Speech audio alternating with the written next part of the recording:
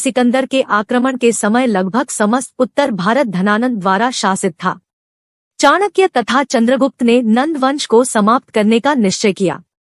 अपने उद्देश्य सिद्धि के निमित्त चाणक्य और चंद्रगुप्त ने एक विशाल विजयवाहिनी का प्रबंध किया। ब्राह्मण ग्रंथों में नंदोन्मूलन का श्रेय चाणक्य को दिया गया है। अर्थशास्त्र में कहा है कि सैनिकों की भर्ती चोरों, म्लेच्छों, आठविकों तथा शस्त्रोपजीवी श्रेणियों से करनी चाहिए। मुद्राराक्षस से ज्ञात होता है कि चंद्रगुप्त ने हिमालय प्रदेश के राजा पर्वतक से संधि की। चंद्रगुप्त की सेना में शक, यवन, किरात, कंबोज, पारसीक तथा वहलीक भी रहे होंगे। प्लूटार्क के अनुसार सांद्रोकोत्तस ने संपूर्ण भारत को 6 लाख सैनिकों की विशाल वाहिनी द्वारा जीतकर अपने अधीन कर लिया। जस्टिन के मत से भारत चंद्रगुप्त के अधिकार में था। चंद्रगुप्त ने सर्वप्रथम अपनी स्थिति पंजाब में सुदृढ़ की। उसका यवनों के विरुद्ध स्वातंत्र्य युद्ध संभवतः सिकंदर की मृत्यु के कुछ ही समय बाद आरंभ हो गया था। जस्टिन के अनुसार सिकंदर की मृत्यु के उपरांत भारत ने सांद्रोकोत्तस के नेतृत्व में दास्ता के बंधन को तोड़ फेंका तथा यवन राज्यपालों को मार डाला। चंद्रगुप्त ने यवनों के विरुद्ध अभियान लगभग 323 ईपू में आरंभ किया होगा, किंतु उन्हें इस अभियान में पूर्ण सफलता 317 ईपू या उसके बाद मिली होगी, क्योंकि इसी वर्ष पश्चिम पंजाब के शासक क्षत्रप यूडीमस ने अपनी सेनाओं सहित भारत छोड़ा। चंद्रगुप्त के यवन युद्ध के बारे में विस्तार पूर्वक कुछ नहीं कहा जा सकता। इस सफलता से उन्हें पंजाब और सिंध के प्रांत मिल गए। बिरला मंदिर, दिल्ली में एक शैलचित्र चंद्रगुप्त मौर्य का महत्वपूर्ण युद्ध धनानंद के साथ उत्तराधिकार के लिए हुआ। जस्टिन एवं प्लूटार्क के वृत्तों में स्पष्ट है कि सिकंदर के भारत अभियान के समय चंद्रगुप्त ने उसे नंदों के विरुद्ध युद्ध के लिए भड़काया था, किंतु किशोर चंद्रगुप्त के व्यवहार ने यवन विजेता को क्रुद्ध कर दिया। भारतीय साहित्यिक परंपराओं से लगता है कि चंद्रगुप्त और चाणक्य के प्रति भी नंदराजा अत्यंत असहिष्णु रह चुके थे। महावंश टीका के एक उल्लेख से लगता है कि चंद्रगुप्त ने आरंभ में नंद साम्राज्य के मध्य भाग पर आक्रमण किया, किंतु उन्हें शीघ्र ही अपनी त्रुटि का पता चल गया और नए आक्रमण सीमांत प्रदेशों से आरंभ हुए। अंततः उन्होंने पाटलिपुत्र घेर लिया और धनानंद को मार डाला। इसके बाद ऐसा प्रतीत होता है कि चंद्रगुप्त ने अपने साम्राज्य का विस्तार दक्षिण में भी किया। मामुल्लार नामक प्राचीन तमिल लेखक ने तिनेवेली जिले की पोदियल पहाड़ियों तक हुए मौर्य आक्रमणों का उल्लेख किया है। इसकी पुष्टि अन्य प्राचीन तमिल लेखकों एवं ग्रंथों से होती है। आक्रामक सेना में युद्धप्रिय कोशर लोग सम्मिलित थे। आक्रामक कोंकण से एलिमले पहाड़ियों से होते हुए कोयम्बटूर जिले में आए और यहां से पोदियल पहाड़ियों तक पहुंचे। दुर्भाग्यवश उपर्युक्त उल्लेखों में इस मौर्य वाहिनी के नायक का नाम प्राप्त नहीं होता, किंतु वंग मौर्यर से प्रथम मौर्य सम्राट चंद्रगुप्त का ही अनुमान अधिक संगत लगता है। मैसूर से उपलब्ध कुछ अभिलेखों से चंद्रगुप्त द्वारा शिकारपुर तालुक के अंतर्गत नागरखंड की रक्षा करने का उल्लेख मिलता है। उक्त अभिलेख 14वीं शताब्दी का है, किंतु ग्रीक तमिल लेखकों आदि के साक्ष्यों के आधार पर इसकी ऐतिहासिकता एकदम अस्वीकृत नहीं की जा सकती। चंद्रगुप्त ने सौराष्ट्र की विजय भी की थी। महाक्षत्रप रुद्रदामन के जूनागढ़ अभिलेख से प्रमाणित है कि वैश्य पुष्यगुप्त यहाँ के राज्यपाल थे। चंद्रगुप्त का अंतिम युद्ध सिकंदर के पूर्व सेनापति तथा उनके समकालीन सीरिया के ग्रीक सम्राट सेल्यूकस के साथ हुआ। ग्रीक इतिहासकार जस्टिन के उल्लेखों से प्रमाणित होता है कि सिकंदर की मृत्यु के बाद सेल्यूकस को उसके स्वामी के सुविस्तृत साम्राज्य का पूर्वी भाग उत्तराधिकार में प्राप्त हुआ। सेल्यूकस सिकंदर की भारतीय विजय पूरी करने के लिए आगे बढ़ा, किंतु भारत की राजनीतिक स्थिति अब तक परिवर्तित हो चुकी थी। लगभग सारा क्षेत्र एक शक्तिशाली शासक के नेतृत्व में था। सेल्यूकस 305 ईपू के लगभग सिंधु के किनारे उपस्थित हुआ। ग्रीक लेखक इस युद्ध का ब्यौरेवार वर्णन नहीं करते, किंतु ऐसा प्रतीत होता है कि चंद्रगुप्त की शक्ति के सम्मुख सेल्यूकस को झुकना पड़ा। फलतः सेल्यूकस ने चंद्रगुप्त को विवाह में एक यवन कुमारी तथा एरिया, हिरात, एराकोसिया, कंधार, परोपनिस्दाई, काबुल और गेद्रोसी बलूचिस्तान के प्रांत देकर संधि क्रय की। इसके बदले चंद्रगुप्त ने सेल्यूकस को 500 हाथी भेंट किए। उपरिलिखित प्रांतों का चंद्रगुप्त मौर्य एवं उसके उत्तराधिकारियों के शासनांतर्गत होना कंधार से प्राप्त अशोक के द्विभाषी लेख से सिद्ध हो गया है। इस प्रकार स्थापित हुए मैत्री संबंध को स्थायित्व प्रदान करने की दृष्टि से सेल्यूकस ने मेगास्थनीज नाम का एक दूत चंद्रगुप्त के दरबार में भेजा। यह वृत्तांत इस बात का प्रमाण है कि चंद्रगुप्त का प्रायः संपूर्ण राज्यकाल युद्धों द्वारा साम्राज्य विस्तार करने में बीता होगा। अंतिम श्रुतके वाली भद्रबाहु स्वामी और सम्राट चंद्रगुप्त का आगमन दर्शाता शिलालेख श्रवणबेलगोला से मिले शिलालेखों के अनुसार चंद्रगुप्त अपने अंतिम दिनों में पितृ मतानुसार जैन मुनि हो गए। चंद्रगुप्त अंतिम मुकुटधारी मुनि हुए। उनके बाद और कोई मुकुटधारी शासक दिगंबर मुनि नहीं हुए। अतः चंद्रगुप्त का जैन धर्म में महत्वपूर्ण स्थान है। स्वामी भद्रबाहु के साथ श्रवणबेलगोल चले गए। वहीं उन्होंने उपवास द्वारा शरीर त्याग किया। श्रवणबेलगोल में जिस पहाड़ी पर वे रहते थे उसका नाम चंद्रगिरी है और वहीं उनका बनवाया हुआ चंद्रगुप्त बस्ती नामक मंदिर भी है। चंद्रगुप्त मौर्य और सेल्यूकस एक्सजाइट निकेटर एलेक्जेंडर सिकंदर के सबसे योग्य सेनापतियों में से एक था, जो उसकी मृत्यु के बाद भारत के विजित क्षेत्रों पर उसका उत्तराधिकारी बना। वह सिकंदर द्वारा जीता हुआ भूभाग प्राप्त करने के लिए उत्सुक था। इस उद्देश्य से 305 ईपू उसने भारत पर पुनः चढ़ाई की। सम्राट चंद्रगुप्त ने पश्चिमोत्तर भारत के यूनानी शासक सेल्यूकस निकेटर को पराजित कर Aria, Herat, Arachosia, Kandahar, Gedrosia, Kabul, Paris, Makrana, पेमियाई के भूभाग को अधिकृत कर विशाल मौर्य साम्राज्य की स्थापना की। चंद्रगुप्त से 500 हाथी लेने के बाद सेल्यूकस ने अपनी पुत्री हेलन का विवाह चंद्रगुप्त से कर दिया। उसने मेगास्थनीज को राजदूत के रूप में चंद्रगुप्त मौर्य के दरबार में नियुक्त किया। कुछ समय पश्चात सेल्यूकस ने अपने राजदूत मेगास्थनीज को पाटलिपुत्र में रहने और चंद्रगुप्त मौर्य की शासन के बारे में इंडिका नाम की एक किताब लिखने के लिए भेजा। सैन्य शक्ति। मौर्यों का साम्राज्य में भारत सामाजिक, आर्थिक, राजनीतिक संपन्नता के नजरिए से काफी मजबूत हो गया था। मेगास्थनीज वर्णन करता है कि एक बार जब चंद्रगुप्त छावनी लगाकर रुका हुआ था तब वो अपने साथ 4 लाख की सेना लेकर आया हुआ था, जिससे हम अनुमान लगा सकते हैं कि चंद्रगुप्त मौर्य के पास निश्चित रूप से इससे विशाल सैन्य बल मौजूद था। प्लिनी लिखित नेचुरलिस हिस्टोरिया के किताब 4 के अध्याय 22 के अनुसार चंद्रगुप्त मौर्य की सेना 6 लाख पैदल सेना, 30,000 घुड़सवार सेना, 8,000 युद्ध रथ, 9,000 युद्ध हाथी। चंद्रगुप्त मौर्य की सेना के सैनिकों की कुल संख्या 6,90,000 थी। ये विशाल सेना दल उस वक्त मौजूद किसी भी राजा के तुलना में सबसे अधिक थी। साम्राज्य। चंद्रगुप्त मौर्य का साम्राज्य। चंद्रगुप्त का साम्राज्य अत्यंत विस्तृत था। इसमें लगभग संपूर्ण उत्तरी और पूर्वी भारत के साथ साथ उत्तर में बलूचिस्तान, दक्षिण में मैसूर तथा दक्षिण पश्चिम में सौराष्ट्र तक का विस्तृत भूप्रदेश सम्मिलित था। इनका साम्राज्य विस्तार उत्तर में हिंदकुश तक, दक्षिण में कर्नाटक तक, पूर्व में बंगाल तथा पश्चिम में सौराष्ट्र तक था। साम्राज्य का सबसे बड़ा अधिकारी सम्राट स्वयं था। शासन की सुविधा की दृष्टि से संपूर्ण साम्राज्य को विभिन्न प्रांतों में विभाजित कर दिया गया था। प्रांतों के शासक सम्राट के प्रति उत्तरदायी होते थे। राज्यपालों की सहायता के लिए एक मंत्रिपरिषद हुआ करती थी। केंद्रीय तथा प्रांतीय शासन के विभिन्न विभाग थे और सबके सब एक अध्यक्ष के निरीक्षण में कार्य करते थे।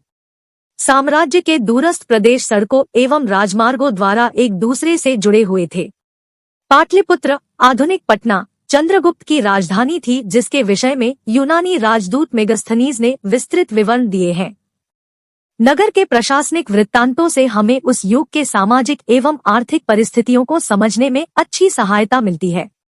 मौर्य शासन प्रबंध की प्रशंसा आधुनिक राजनीतिज्ञों ने भी की है, जिसका आधार कौटिल्य अर्थशास्त्र एवं उसमें स्थापित की गई राज्य विषयक मान्यताएं हैं। चंद्रगुप्त के समय में शासन व्यवस्था के सूत्र अत्यंत सुदृढ़ थे। शासन व्यवस्था। चंद्रगुप्त मौर्य के साम्राज्य की शासन व्यवस्था का ज्ञान प्रधान रूप से मेगास्थनीज के वर्णन के अवशिष्ट अंशों और कौटिल्य के अर्थशास्त्र से होता है। अर्थशास्त्र में यद्यपि कुछ परिवर्तनों के 3री शताब्दी के अंत तक होने की संभावना प्रतीत होती है, यही मूल रूप से चंद्रगुप्त मौर्य के मंत्री की कृति थी। राजा शासन के विभिन्न अंगों का प्रधान था। शासन के कार्यों में वह अथक रूप से व्यस्त रहता था। अर्थशास्त्र में राजा की दैनिक चर्या का आदर्श काल विभाजन दिया गया है। मेगास्थनीज के अनुसार राजा दिन में नहीं सोता वरन दिन भर न्याय और शासन के अन्य कार्यों के लिए दरबार में ही रहता है। मालिश कराते समय भी इन कार्यों में व्यवधान नहीं होता। केश प्रसाधन के समय वह दूतों से मिलता है। स्मृतियों की परंपरा के विरुद्ध अर्थशास्त्र में राजाज्ञा को धर्म, व्यवहार और चरित्र से अधिक महत्व दिया गया है। मेगास्थनीज और कौटिल्य दोनों से ही ज्ञात होता है कि राजा के प्राणों की रक्षा के लिए समुचित व्यवस्था थी। राजा के शरीर की रक्षा अस्त्रधारी स्त्रियां करती थी। मेगास्थनीज का कथन है कि राजा को निरंतर प्राणभय लगा रहता है, जिससे हर रात वह अपना शयन कक्ष बदलता है। राजा केवल युद्धयात्रा, यज्ञानुष्ठान, न्याय और आखेट के लिए ही अपने प्रासाद से बाहर आता था। आखेट के समय राजा का मार्ग रस्सियों से घिरा होता था, जिनको लांघने पर प्राणदंड मिलता था। अर्थशास्त्र में राजा की सहायता के लिए मंत्रिपरिषद की व्यवस्था है। कौटिल्य के अनुसार राजा को बहुमत मानना चाहिए और आवश्यक प्रश्नों पर अनुपस्थित मंत्रियों का विचार जानने का उपाय करना चाहिए। मंत्रिपरिषद की मंत्रणा को गुप्त रखने का विशेष ध्यान रखा जाता था। मेगास्थनीज ने 2 प्रकार के अधिकारियों का उल्लेख किया है, मंत्री और सचिव। इनकी संख्या अधिक नहीं थी, किंतु ये बड़े महत्वपूर्ण थे और राज्य के उच्च पदों पर नियुक्त होते थे। अर्थशास्त्र में शासन के अधिकारियों के रूप में 18 तीर्थों का उल्लेख है। शासन के विभिन्न कार्यों के लिए पृथक विभाग थे, जैसे कोष, आकर, लक्षण, लवण, सुवर्ण, कोष्ठागार, पण्य, कुप्य, आयुधागार, पौतव, मान, शुल्क, सूत्र, सीता, सुरा, सून, मुद्रा, विवीत, द्यूत, वंधनागार, गो, नौ, पत्तन, गणिका, सेना, संस्था, देवता आदि, जो अपने अपने अध्यक्षों के अधीन थे। मेगास्थनीज के अनुसार राजा की सेवा में गुप्तचरों की एक बड़ी सेना होती थी। ये अन्य कर्मचारियों पर कड़ी दृष्टि रखते थे और राजा को प्रत्येक बात की सूचना देते थे। अर्थशास्त्र में भी चरों की नियुक्ति और उनके कार्यों को विशेष महत्व दिया गया है। मेगास्थनीज ने पाटलिपुत्र के नगर शासन का वर्णन किया है, जो संभवत किसी न किसी रूप में अन्य नगरों में भी प्रचलित रही होगी। देखिए, पाटलिपुत्र अर्थशास्त्र में नगर का शासक नागरिक कहलाता है और उसके अधीन स्थानिक और गोप होते थे। शासन की इकाई ग्राम थे, जिनका शासन ग्रामिक ग्राम वृद्धों की सहायता से करता था। ग्रामिक के ऊपर क्रमश गोप और स्थानिक होते थे। अर्थशास्त्र में 2 प्रकार की न्यायसभाओं का उल्लेख है और उनकी कार्यविधि तथा अधिकारक क्षेत्र का विस्तृत विवरण है। साधारण प्रकार धर्मस्थीय को दीवानी और कंठशोधन को फौजदारी की अदालत कह सकते हैं। दंड विधान कठोर था। शिल्पियों का अंगभंग करने और जानबूझकर विक्रय पर राज कर न देने पर प्राणदंड का विधान था। विश्वासघात और व्यभिचार के लिए अंगच्छेद का दंड था। मेगास्थनीज ने राजा को भूमि का स्वामी कहा है। भूमि के स्वामी कृषक थे। राज्य की जो आय अपनी निजी भूमि से होती थी उसे सीता और शेष से प्राप्त भूमिकर को भाग कहते थे। इसके अतिरिक्त सीमाओं पर चुंगी, तटकर, विक्रय कर, तोल और माप के साधनों पर कर, द्यूत कर, वेश्याओं, उद्योगों और शिल्पों पर कर, दंड तथा आकर और वन से भी राज्य को आय थी। अर्थशास्त्र का आदर्श है कि प्रजा के सुख और भलाई में ही राजा का सुख और भलाई है। अर्थशास्त्र में राजा के द्वारा अनेक प्रकार के जनहित कार्यों का निर्देश है, जैसे बेकारों के लिए काम की व्यवस्था करना, विधवाओं और अनाथों के पालन का प्रबंध करना, मजदूरी और मूल्य पर नियंत्रण रखना। मेगास्थनीज ऐसे अधिकारियों का उल्लेख करता है जो भूमि को नापते थे और सभी को सिंचाई के लिए नहरों के पानी का उचित भाग मिले, इसलिए नहरों को प्रणालियों का निरीक्षण करते थे। सिंचाई की व्यवस्था के लिए चंद्रगुप्त ने विशेष प्रयत्न किया। इस बात का समर्थन रुद्रदामन के जूनागढ़ के अभिलेख से होता है। इस लेख में चंद्रगुप्त के द्वारा सौराष्ट्र में एक पहाड़ी नदी के जल को रोककर सुदर्शन झील के निर्माण का उल्लेख है। मेगास्थनीज ने चंद्रगुप्त के सैन्य संगठन का भी विस्तार के साथ वर्णन किया है। चंद्रगुप्त की विशाल सेना में 6 लाख से भी अधिक सैनिक थे। सेना का प्रबंध युद्ध परिषद करती थी, जिसमें 5-5 सदस्यों की 6 समितियां थी। इनमें से 5 समितियां क्रमश 9 पदाति, अश्व, रथ और गज सेना के लिए थी। एक समिति सेना के यातायात और आवश्यक युद्ध सामग्री के विभाग का प्रबंध देखती थी। मेगास्थनीज के अनुसार समाज में कृषकों के बाद सबसे अधिक संख्या सैनिकों की ही थी। सैनिकों को वेतन के अतिरिक्त राज्य से अस्त्र शस्त्र और दूसरी सामग्री मिलती थी। उनका जीवन संपन्न और सुखी था। चंद्रगुप्त मौर्य की शासन व्यवस्था की विशेषता सुसंगठित नौकरशाही थी, जो राज्य में विभिन्न प्रकार के आंकड़ों को शासन की सुविधा के लिए एकत्र करती थी। केंद्र का शासन के विभिन्न विभागों और राज्य के विभिन्न प्रदेशों पर गहरा नियंत्रण था। आर्थिक और सामाजिक जीवन की विभिन्न दिशाओं में राज्य के इतने गहन और कठोर नियंत्रण की प्राचीन भारतीय इतिहास के किसी अन्य काल में हमें कोई सूचना नहीं मिलती। ऐसी व्यवस्था की उत्पत्ति का हमें पूर्ण ज्ञान नहीं है। कुछ विद्वान हेलेनिस्टिक राज्यों के माध्यम से शाखामनी ईरान का प्रभाव देखते हैं। इस व्यवस्था के निर्माण में कौटिल्य और चंद्रगुप्त की मौलिकता को भी उचित महत्व मिलना चाहिए। ऐसा प्रतीत होता है कि यह व्यवस्था नितांत नवीन नहीं थी। संभवतः पूर्ववर्ती मगध के शासकों, विशेष रूप से नंदवंशीय नरेशों ने इस व्यवस्था की नींव किसी रूप में डाली थी। मौर्य का वंश चंद्रगुप्त मौर्य पुराणों और धर्म साहित्य ग्रंथों के अनुसार क्षत्रिय है और पिप्पलीवन के राजा चंद्रवर्धन मौर्य के पुत्र है। गुप्त वंश कालीन मुद्राराक्षस नामक संस्कृत नाटक चंद्रगुप्त को वृषल कहता है। वृषल का अर्थ सर्वश्रेष्ठ राजा होता है। इतिहासकार राधा कुमुद मुखर्जी का विचार है कि इसमें वृषल का अर्थ सर्वश्रेष्ठ राजा ही उपयुक्त है। जैन परिशिष्ट पर्वन के अनुसार चंद्रगुप्त मौर्य मयूरपोषकों के एक ग्राम के मुखिया की पुत्री से उत्पन्न थे। मध्यकालीन अभिलेखों के साक्ष्य के अनुसार वे मौर्य सूर्यवंशी मांधाता से उत्पन्न थे। बौद्ध साहित्य में वे मौर्य क्षत्रिय कहे गए हैं। महावंश चंद्रगुप्त मौर्य को क्षत्रियों से पैदा हुआ बताता है। दिव्यावदान में बिंदुसार स्वयं को मूर्धाभिषिक्त क्षत्रिय कहते हैं। अशोक भी स्वयं को क्षत्रिय बताते हैं। महाप्रणिब्बान सुत्त से मौर्य पिप्पलीवन के शासक गणतांत्रिक व्यवस्था वाली जाति सिद्ध होते हैं। पिप्पलीवन ईपू 6ठी शताब्दी में नेपाल की तराई में स्थित रुम्मिन्देई से लेकर आधुनिक कुशीनगर जिले के कस्या प्रदेश तक को कहते थे। मगध साम्राज्य की प्रसार नीति के कारण इनकी स्वतंत्र स्थिति शीघ्र ही समाप्त हो गई। यही कारण था कि चंद्रगुप्त का मयूरपोषकों, चरवाहों तथा लुब्धकों के संपर्क में पालन हुआ। परंपरा के अनुसार वह बचपन में अत्यंत तीक्ष्ण बुद्धि था एवं समवयस्क बालकों का सम्राट बनकर उन पर शासन करता था। ऐसे ही किसी अवसर पर चाणक्य की दृष्टि उस पर पड़ी। फलतः चंद्रगुप्त तक्षशिला गए, जहां उन्हें राजोचित शिक्षा दी गई।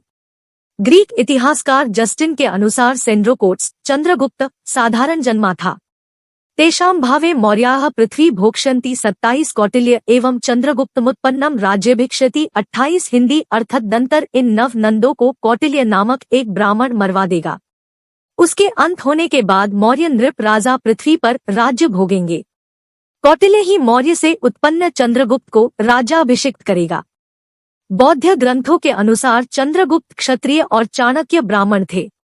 मौर्यान खत्तियान वसजात सिरीधर चंद्रगुप्तोति पन्नात चणक को ब्राह्मणा ततो 16 नवामं घनांदर तंग घातेत्वा चरणकोत्सा सकल जम्बूद्वीपस्मि रज्जे समीभिसिच 17 हिंदी अर्थ मौर्यवंश नाम के क्षत्रियों में उत्पन्न श्री चंद्रगुप्त को चाणक्य नामक ब्राह्मण ने 9वें घनानंद को चंद्रगुप्त के हाथों मरवाकर संपूर्ण जम्मू द्वीप का राजा अभिषिक्त किया। इसके अतिरिक्त भविष्य पुराण भी चंद्रगुप्त मौर्य को बुद्ध का वंशज घोषित करता है। एतस्मित्रेव काले तो कलिना संस्मृतो हरिया काश्यपादुद्भवो देवो गौतमो नाम विश्रुता बौद्ध धर्मं च संस्कृत्य पट्टने प्राप्तवान् हरिया 10 वर्ष कृतं राज्य तस्मात् शाक्यमुनियः स्मृता चंद्रगुप्तस्य सुता पौरसाधिपतेः सुताम् सुलुवस्य तथोद्वह्य यावनी बौद्ध तत्परा 6 वर्ष कृतं राज्यं बिंदुसारस्ततोऽभवत् पितृस्तुल्यं कृतं राज्यं शोकस्तन्योऽभवत्। भविष्य पुराण प्रतिसर्ग पर्व प्रथम खंड 6ठाम अध्याय श्लोक 36, 37, 43, 44। हिंदी अर्थ उसी समय कलि ने प्रार्थना करके भगवान को प्रसन्न किया। प्रसन्न होकर हरि ने काश्यप द्वारा गौतम के नाम से जन्म ग्रहण किया, ऐसा कहा गया है। उन्होंने बौद्ध धर्म को अपनाकर पाटलिपुत्र जाकर 10 वर्ष तक राज्य किया। पश्चात उनके शाक्य मुनि हुए। भगवान बुद्ध के वंशज चंद्रगुप्त हुए, जिसने पौरसाधिप्ति की पुत्री और सेलुकस की पुत्री उस यवनी के साथ पाणिग्रहण करके उसने बौद्ध पत्नी समेत 60 वर्ष तक राज्य किया। चंद्रगुप्त के बिंदुसार हुआ, अपने पिता के समान काल तक राज्य किया। बिंदुसार के अशोक हुए।